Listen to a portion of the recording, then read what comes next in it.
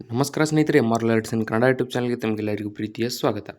ನೋಡಿ, ಇವತ್ತಿನ ಈ ವಿಡಿಯೋದಲ್ಲಿ ನಾನು ನಿಮಗೇನು ತಿಳಿಸ್ಕೊಡ್ತಾ ಇದ್ದೀನಿ ಅಂತಂದರೆ, ಕೊನೆಗೂ ಏನಪ್ಪ ಅಂತಂದರೆ ಕರ್ನಾಟಕ ರಾಜ್ಯ ಅಗ್ನಿಶಾಮಕ ಮತ್ತು ತುರ್ತು ಸೇವೆಗಳ ಇಲಾಖೆಯಿಂದ ಹೊಸ ಹುದ್ದೆಗಳು ಅಂದರೆ ಫೈರ್ಮ್ಯಾನ್ ಮತ್ತು ಏನಪ್ಪ ಅಂತಂದರೆ ಇಲ್ಲಿ ತೋರಿಸ್ತೀನಿ. ಫೈರ್ಮ್ಯಾನ್ ಹುದ್ದೆಗಳ ಹೊಸ ನೇಮಕಾತಿ ಆರಂಭವಾಗಿದ್ದು, ಈ ಹುದ್ದೆಗಳಿಗೆ ನೀವು ಅರ್ಜಿಯನ್ನು ಸಲ್ಲಿಸಬೇಕಂತಂದರೆ ಇಲ್ಲಿ ಶೈಕ್ಷಣಿಕ ಅರ್ಹತೆ ಎಷ್ಟು ಮುಗಿಸಿರಬೇಕು ಮತ್ತು ಅರ್ಜಿಯನ್ನು ಸಲ್ಲಿಸುವುದು ಹೇಗೆ, ಹಾಗೆ ಅರ್ಜಿ ಸಲ್ಲಿಸಲು ಪ್ರಾರಂಭ ದಿನಾಂಕ ಮತ್ತು ಕೊನೆಯ ದಿನಾಂಕ ಯಾವುದು, ಹಾಗೆ ಇಲ್ಲಿ ಆಯ್ಕೆ ಪ್ರಕ್ರಿಯೆ ಎಷ್ಟಿರುತ್ತೆ ಮತ್ತು ಆಯ್ಕೆ ಆದಂಥ ಅಭ್ಯರ್ಥಿಗಳಿಗೆ ತಿಂಗಳ ವೇತನ ಎಷ್ಟಿರುತ್ತೆ, ಎಲ್ಲ ಮಾಹಿತಿ ನಿಮಗೆ ಇದೇ ವಿಡಿಯೋದಲ್ಲಿ ತಿಳಿಸ್ಕೊಡ್ತಾ ಹೋಗ್ತೀನಿ. ಮಿಸ್ ಮಾಡದೆ ವಿಡಿಯೋ ಕೊನೆವರೆಗೂ ನೋಡಿ. ವಿಡಿಯೋ ಇಷ್ಟ ಆದರೆ ಲೈಕ್ ಮಾಡಿ ಮತ್ತು ಇನ್ನೂ ಯಾರ್ಯಾರು ಸಬ್ಸ್ಕ್ರೈಬ್ ಮಾಡ್ಕೊಂಡಿಲ್ಲ ದಯವಿಟ್ಟು ಸಬ್ಸ್ಕ್ರೈಬ್ ಮಾಡಿಕೊಂಡು ಪಕ್ಕದಲ್ಲಿರುವಂಥ ಬೆಲ್ ಐಕನ್ ಕ್ಲಿಕ್ ಮಾಡಿ ಆಲ್ ಅಂತ ಸೆಲೆಕ್ಟ್ ಮಾಡಿ. ಯಾಕಂದರೆ ಮುಂದೆ ನಾವು ಯಾವುದೇ ವಿಡಿಯೋ ಬಿಟ್ಟರೆ ನಿಮಗೆ ಥಟ್ ಅಂತ ನೋಟಿಫಿಕೇಶನ್ ಬರುತ್ತೆ. ಈಗ ಈ ಒಂದು ಏನಪ್ಪ ಅಂತಂದರೆ ಅಗ್ನಿಶಾಮಕ ಹುದ್ದೆಗಳನ್ನು ಕಾಲ್ಫಾರ್ಮ್ ಮಾಡಿದರೆ ಇದರ ಒಂದು ಸಂಪೂರ್ಣ ಮಾಹಿತಿ ನಿಮಗೆ ಇದೇ ವಿಡಿಯೋದಲ್ಲಿ ತಿಳಿಸ್ತಾ ಹೋಗ್ತೀನಿ. ಸೊ ವಿಡಿಯೋ ಏನಪ್ಪ ಅಂದರೆ ನೀವು ಕೊನೆವರೆಗೂ ನೋಡಲೇಬೇಕು.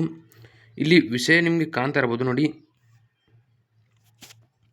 ಕರ್ನಾಟಕ ರಾಜ್ಯ ಅಗ್ನಿಶಾಮಕ ಮತ್ತು ತುರ್ತು ಸೇವೆಗಳ ಇಲಾಖೆಯ ವೃಂದ ಮತ್ತು ನೇಮಕಾತಿ ನಿಯಮಗಳಲ್ಲಿ ಫೈರ್ ಆಪರೇಟರ್ ಹುದ್ದೆ ಪದನಾಮೀಕರಣ ಹಾಗೂ ಕರಡು ವೃಂದ ಮತ್ತು ನೇಮಕಾತಿ ನಿಯಮಕ್ಕೆ ಮಂಜೂರಾತಿ ನೀಡುವ ಬಗ್ಗೆ ಇಲ್ಲೊಂದು ಏನಪ್ಪ ಅಂತಂದರೆ ವಿಷಯನ ಕೊಟ್ಟಿದ್ದಾರೆ. ಸೊ ಇದರ ಬಗ್ಗೆ ಮಾಹಿತಿ ಸಿಗಬೇಕಂದ್ರೆ ನೋಡಿ,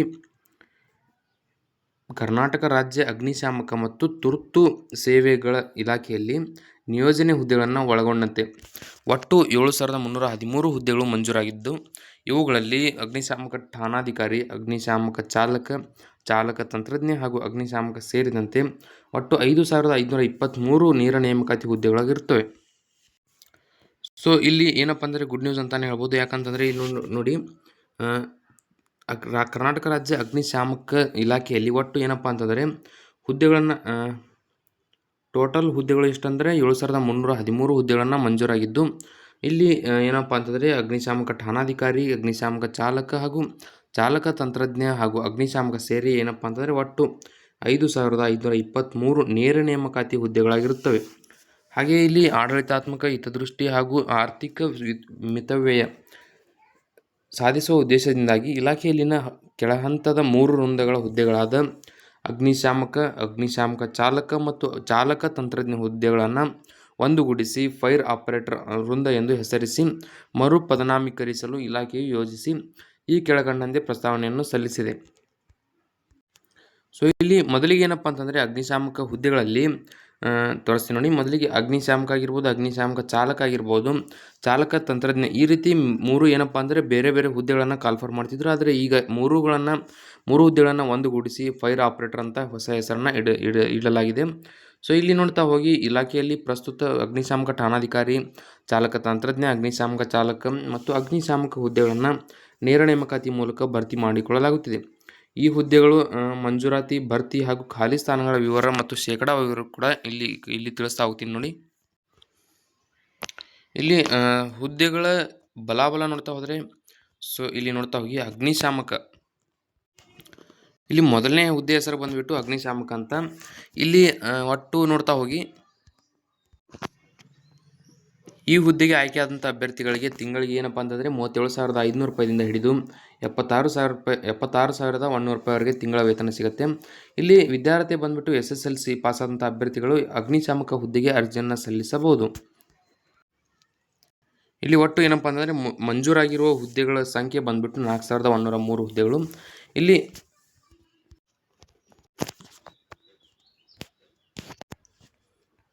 ಈಗ ಇಲ್ಲಿ ಎರಡನೇ ಹುದ್ದೆ ಹೆಸರು ನೋಡ್ತಾ ಹೋದರೆ ಅಗ್ನಿಶಾಮಕ ಚಾಲಕ ಅಂತ. ಈ ಒಂದು ಹುದ್ದೆಗೆ ಆಯ್ಕೆಯಾದಂಥ ಅಭ್ಯರ್ಥಿಗಳಿಗೆ ತಿಂಗಳಿಗೆ 44,425 ರೂಪಾಯಿದಿಂದ 83,700 ರೂಪಾಯಿವರೆಗೆ ತಿಂಗಳ ವೇತನ ಸಿಗುತ್ತೆ. ನೀವು ಈ ಹುದ್ದೆಗೆ ಅರ್ಜಿ ಸಲ್ಲಿಸಬೇಕಂತಂದರೆ ನೋಡಿ, SSLC ಜೊತೆಗೆ ಭಾರಿ ವಾಹನ ಚಾಲನೆ ಏನಪ್ಪ ಅಂದರೆ ಹೆವಿ ಬ್ಯಾಜ್ ಲೈಸೆನ್ಸ್ ಅಂತ ಏನಿರುತ್ತೆ ಅದನ್ನು ಹೊಂದಿರಬೇಕು. ಇಲ್ಲಿ ಒಟ್ಟು ಮಂಜೂರಾಗಿರೋ ಹುದ್ದೆಗಳ ಸಂಖ್ಯೆ ಬಂದುಬಿಟ್ಟು 1,195 + 15 ಒಟ್ಟು 1,210 ಹುದ್ದೆಗಳನ್ನು ಮಂಜೂರು ಮಾಡಲಾಗಿದೆ. ಹಾಗೆ ಇಲ್ಲಿ ಮೂರನೇ ಹುದ್ದೆ ಹೆಸರು ಬಂದುಬಿಟ್ಟು ಚಾಲಕ ತಂತ್ರಜ್ಞ ಅಂತ ಹೇಳಿ. ಇಲ್ಲಿ ಈ ಹುದ್ದೆಗೆ ಆಯ್ಕೆಯಾದಂಥ ಅಭ್ಯರ್ಥಿಗಳಿಗೆ 44,425 ರೂಪಾಯಿದಿಂದ ಹಿಡಿದು 83,700 ರೂಪಾಯಿವರೆಗೆ ತಿಂಗಳ ವೇತನ ಸಿಗುತ್ತೆ. ಇಲ್ಲಿ ನೀವು ಚಾಲಕ ತಂತ್ರಜ್ಞ ಹುದ್ದೆಗೆ ಅರ್ಜಿನ ಸಲ್ಲಿಸಬೇಕಂತಂದರೆ SSLC ಜೊತೆಗೆ ITಯನ್ನು ಕಂಪ್ಲೀಟ್ ಮಾಡಿರಬೇಕು. ಇದರ ಜೊತೆಗೆ ನೀವು ಹೆವಿ ಬ್ಯಾಜ್ ಲೈಸೆನ್ಸನ್ನು ಕೂಡ ಹೊಂದಿದರೆ ಈ ಹುದ್ದೆಗೆ ಅರ್ಜಿಯನ್ನು ಸಲ್ಲಿಸಬಹುದು. ಇಲ್ಲಿ ಒಟ್ಟು 192 ಹುದ್ದೆಗಳನ್ನು ಕಾಲ್ಫರ್ ಮಾಡಲಾಗಿದೆ. ಸೊ ಇಲ್ಲಿ ನೋಡ್ತಾ ಹೋಗಿ ಸದರಿ ಹುದ್ದೆಗಳ ವಿದ್ಯಾರ್ಥಿ ಮತ್ತು ನೇಮಕಾತಿ ವಿಧಾನ ನೋಡ್ತಾ ಹೋದರೆ ಇಲಾಖೆಯಲ್ಲಿ ಪ್ರಸ್ತುತ ಅಗ್ನಿಶಾಮಕ ಹುದ್ದೆಗೆ SSLC ಉತ್ತೀರ್ಣತೆಯ ಆಧಾರದ ಮೇರೆಗೆ ನೇರ ನೇಮಕಾತಿ ಮಾಡಿಕೊಳ್ಳಲಾಗುತ್ತಿದೆ. ಸೊ ಇಲ್ಲಿ ಈ ಹುದ್ದೆಗೆ ವೇತನ ಶ್ರೇಣಿ ಬಂದುಬಿಟ್ಟು 37,500 ರೂಪಾಯಿಂದ 76,100 ರೂಪಾಯಿವರೆಗೆ ತಿಂಗಳ ವೇತನ ಇರುತ್ತೆ.